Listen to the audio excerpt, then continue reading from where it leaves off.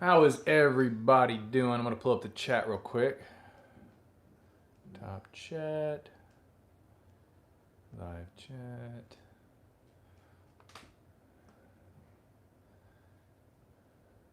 Can everybody hear me okay? Normal. Hold on, guys. I think it's the second live stream I've done, so I'm still working on some stuff. Can you guys hear me? Yes, no, maybe. All right, we're getting some thumbs up. So I guess that's a yes. Awesome. Walther, Daniel, Marvin. Good to see you guys. I think my buddy Ross said he's going to get on here with us. Join us. There you go. I see you, Ross. Alrighty, guys. I'm not going to do the whole YouTube thing where I make you wait until the end of this video to see what's going on. No, I'm going to skip the foreplay. We're going straight into it. So, digging up as much as I can. There's still a lot of stuff that, like major news sites, they haven't posted anything. So I've had to actually delve deep into a bunch of different sources to, thanks, Mike. I've tried to go to a bunch of different sources that I know and try to find out what I could. So this is what we've got so far. So May 5th, concealed carry HB 1927 constitutional carry passed the Senate 18-13. Here's the thing, though. There were several amendments that were introduced to that bill. So if you actually look at the legislative process, where are we now? Yeah, constitutional carry passed the Senate. This is the furthest it's ever gotten. But here's the thing, and this is the thing that kind of scares me a little bit, and it makes me think that maybe this was just a little bit of a ploy so that these politicians can say, hey, yeah, you know, we really got behind it. What am I talking about? So where it goes to next, guys, since there were some amendments that the Senate introduced, it has to go back to the House. The House has to vote on it again. The House has to see the amendments. Okay, so we're not done yet. It's not going to the governor's desk yet. It has to go back to the House. Here's the kicker, and this is why I say I think this might be a ploy by these politicians. The standard legislative session ends at the end of the month. We've got 3 weeks left. And so, depending on how fast they want to push it, we've now got to go back to the House. They have to vote. Yeah, exactly, Daniel. They have to vote on it. And then if they agree to those amendments as they were given by the Senate, if they agree on those, then it goes to the clerk to be recorded, then it goes to the governor's desk. If anything changes, if the House changes anything that the Senate voted on, so if the House wants to change just one amendment, then the process starts over again. Then it has to go back to the Senate, and then they have to approve it. And then if they haven't done it the way that the House approved everything, you guys kind of see where I'm going on that. So we've got 3 weeks left to get this stuff done. I'm going to go over some of the amendments that were introduced. We'll talk about that a little bit. And then I kind of want to go over just a general overview that I've done on my other videos, just about kind of what this will mean. But so like I said, it's going to the House now. The House has to vote on it. If the House basically passes the Senate's amendments as is, we're good to go. But we've got 3 weeks left. So if not, then it goes back to the Senate. I think if it does that, I don't think we necessarily have enough time. Hopefully, maybe if the governor sees that it's important enough, he'll extend the session. Exactly, man. Daniel, we need to be best friends, sir. Yeah, he might extend the session. He might make it an emergency session. I don't know. But anyway, guys, here's some. I got a list of some of the amendments that the Senate voted on. So first one, they added to make it a crime to carry in a car. Some of these are stupid. Makes it a crime to carry in a car while committing another crime other than a minor traffic infraction. Prohibits carry for 5 years if convicted within the past 5 years of disorderly conduct with a firearm, deadly conduct, terrorist threat, assault resulting in bodily injury. All right, so this is one of the things. prohibits carry for 5 years if convicted within the past 5 years. Who or what's going to prohibit them from carrying? Once again, criminals do criminal shit. Who's going to be the almighty force that's going to say, you can't do that? And somebody's like, oh man, you're right. You got me. I can't. I'm going to be a good law-abiding citizen. That's one of the things that I don't get about some of this shit. Intoxicated while carrying comports with current Texas law. So I guess the House didn't add that. The Senate did. So what intoxicated means, I was on a Facebook group, GOA Texas. What intoxicated means, guys, verbatim, it's 2 parts. So the first part is not having the normal use of your mental or physical faculties by the introduction of anything. So it can be,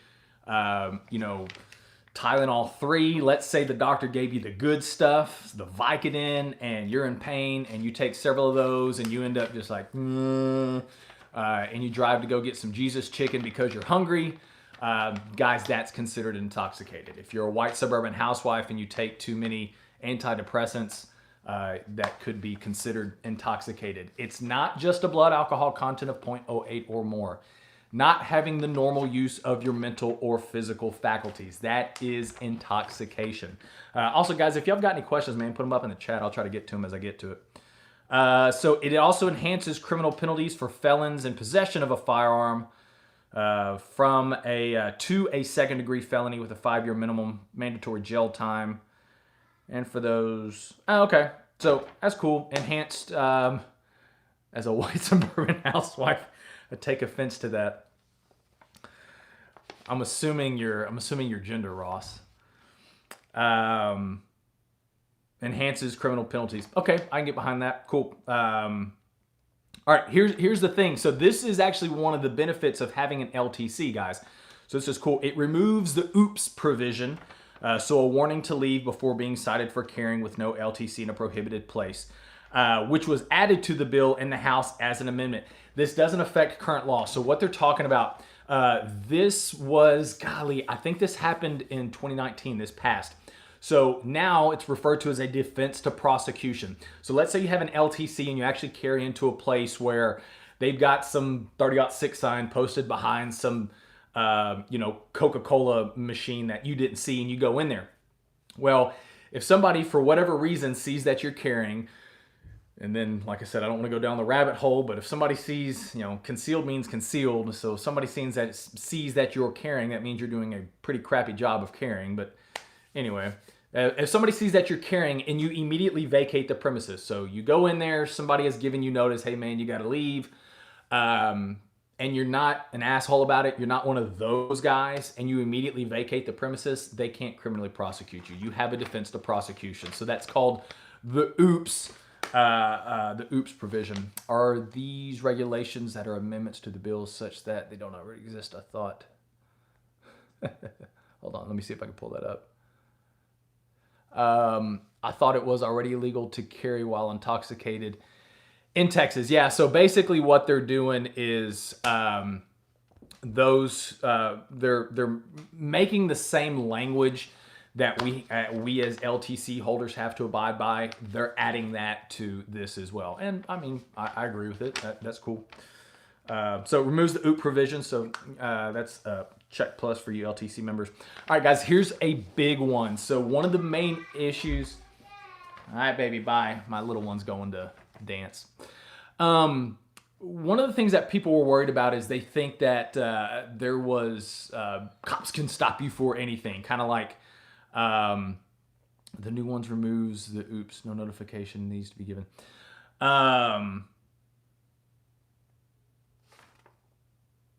Yeah, there you go, Brian. Sorry guys, I've got ADD. Stick with me on this one. So the Senate removed the Dutton stop. So if y'all can remember, like years ago, Arizona had a law to where they could stop you for driving Mexican.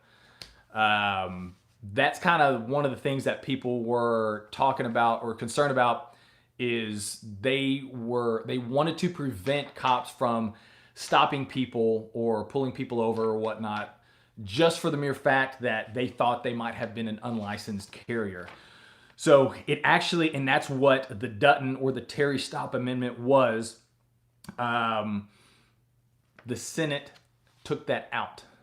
So I don't like that. So the Senate took out the amendment that prohibited law enforcement from basically stopping you or pulling you over on the pure assumption that you are an unlicensed carrier. So if that amendment would have stayed in there, then they can't pull you over just for that. They have to find some other, crap reason or whatnot to fine you or to pull you over or something like that. So they removed that amendment, which is not good for us. So if that stays, then they can pull us over, I guess, for whatever reason. And don't get me started on cops and guns. Cops can't shoot. Trust me, cops, I don't want a cop talking to me about guns. They pre-crime laws are such an unconstitutional ideology. Exactly, man. Exactly. Yeah, I don't want cops talking to me about guns. Is the licensing system going to remain in place, say for those who like the background trips? Yes. So I was going to get into that, but Ross, since you asked, yes, that doesn't change anything about the LTC. In my opinion, there are still valid reasons to hold it. I actually got a notification. Mine is up for renewal on my birthday of this year, which is in the fall, and I'm going to renew mine. There are benefits to it. A couple of those benefits are, number one of the cool things is, and if any of you guys on this live stream are new gun owners, and after the Wu-Tang flu hit, you went and tried to purchase your first firearm, one of the things that a lot of these new gun owners experienced is that the background check for NICS was backed up for weeks. And so a lot of people were freaked out, man, we've got a lockdown, and then the George Floyd riots hit, and they, think the world's coming to an end, and they want a firearm then. Man, you got several weeks for the NICS to get back with you, for the FBI to get back with you and let you know, hey, yay or nay. That's one of the cool things that the LTC allows us to do. I go into the gun store. I still got to fill out the same paperwork. That doesn't change. So Form 4473. I still fill that out. I show them my driver's license and my LTC.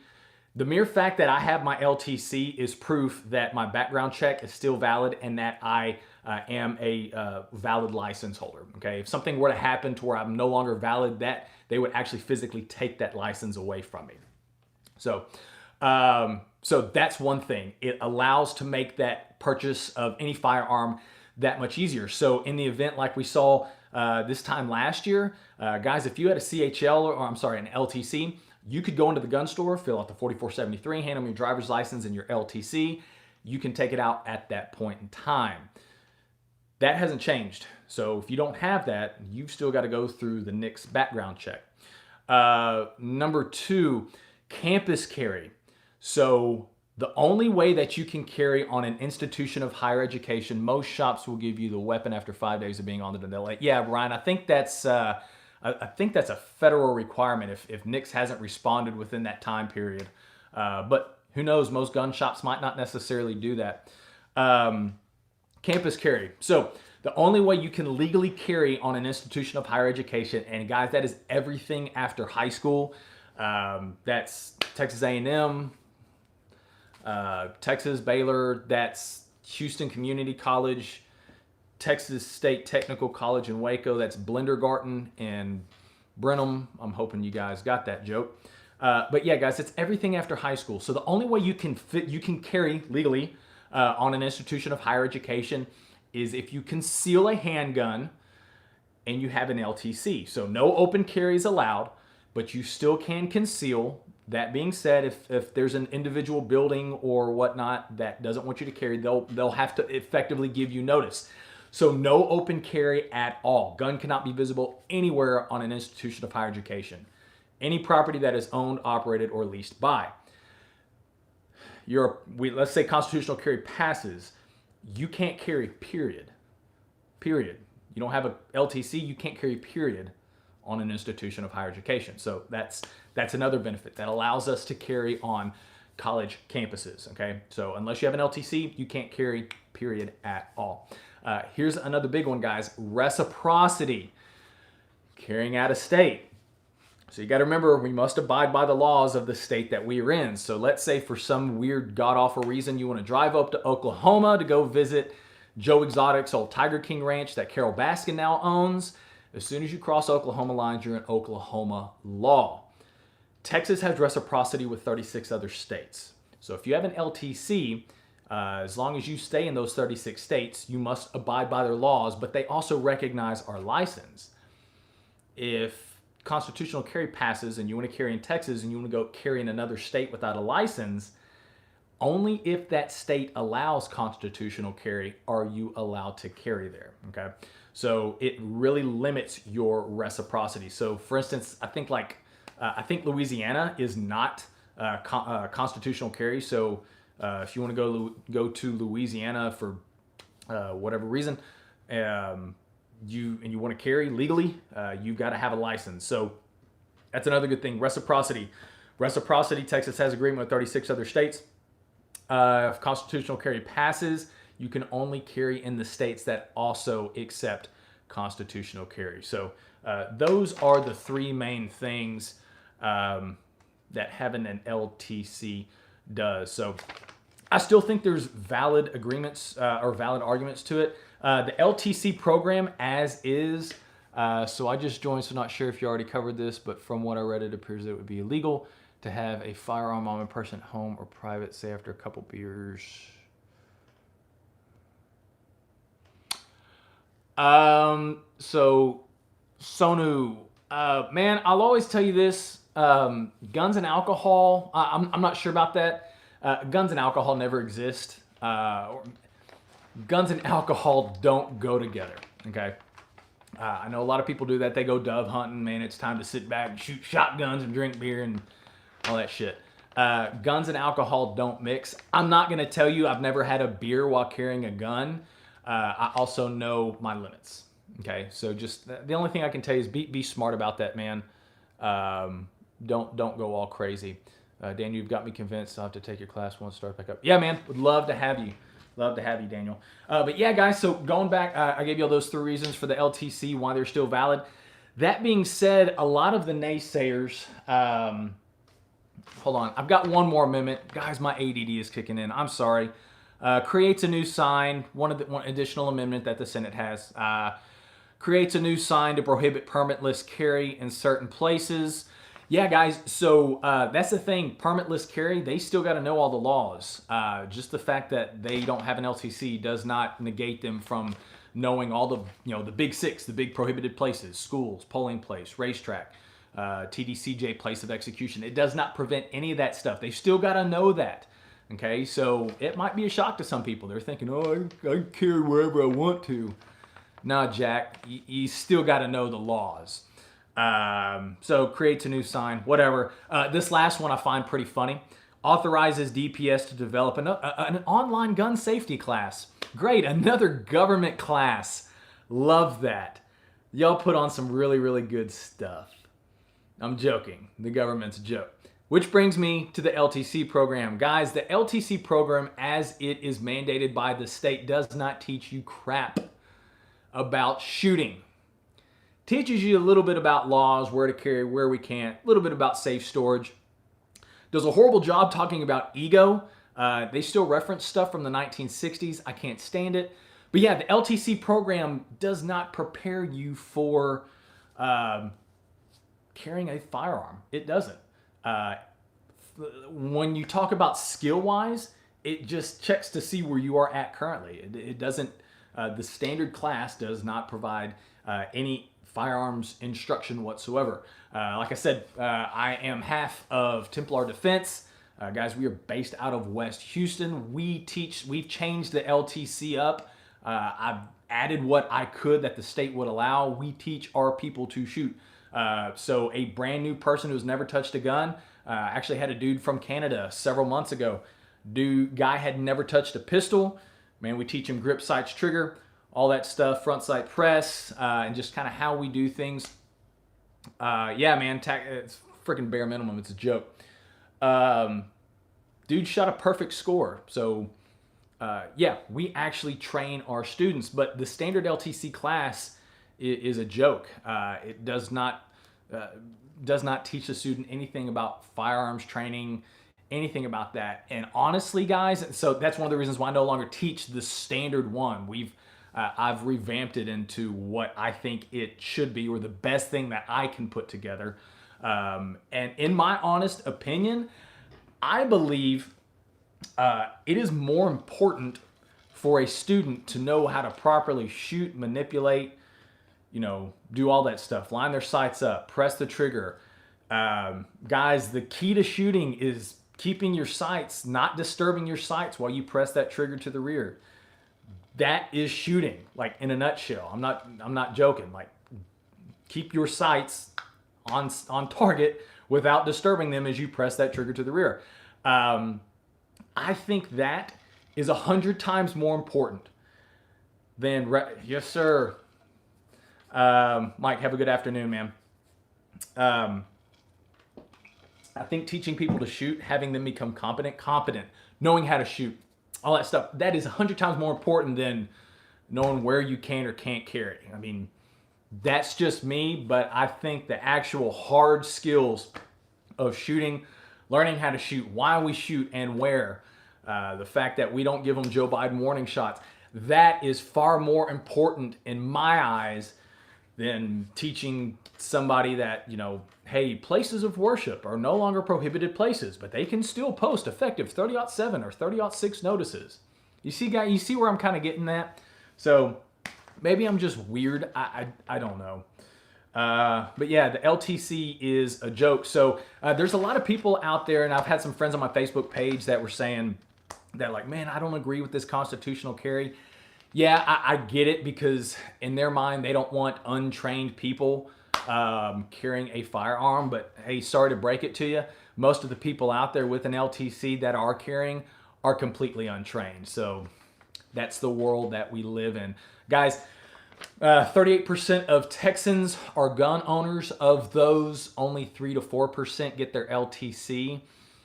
1% take any type of additional training and carry on a consistent basis. So about 75% of those with an LTC, yeah, they're not trained. They're not. I don't care that you were in the Army. I don't care that your daddy taught you how to shoot. I'm sorry. That is not the same. That is not the same. So that's the thing. People don't realize the current LTC is a joke. So no, it is kind of alarming, man. Or not to me, I've known that, but to most people it is. But yeah, guys, the LTC is not training. We do things differently at Templar Defense, but I digress. So, all right, I've read y'all the amendments. We've talked about kind of what the bill means. I've talked about reasons for LTCs, why I think they still have value. Those who are against it, like firearms trainers and police chiefs, guys, here's a funny little story. Most police chiefs of major cities, that's a political position. They are the arm of the mayor, and in most major cities, the mayor is typically somewhere left of center. So who do you think they're going to elect? Let's talk about Art Acevedo. Art Acevedo used to be the police chief for HPD. Before that, he came from San Antonio. Now he's in Miami. This is secondhand. One of my good friends was going through HPD Academy. This is from him. One of my good friends was going through the HPD Academy. Acevedo became the police chief after he was already in. They went through the entire thing. They shot their qual. He said he was like 1 point shy from shooting expert. Okay. Which, guys, I've seen some police quals, and they're not, it's not any more difficult than the LTC, or I call the state sobriety test. Acevedo couldn't pass it. As it was written, Acevedo could not pass the Houston Police Department's qualification test. So what would any good person do that failed at something? Man, they're like, yeah, he freaking put his time in, man. He got that trigger time in. He got that training in. Man, he became a better No. What happens when politicians, things don't meet their criteria. He changed the qual because he couldn't pass it as is. He changed it.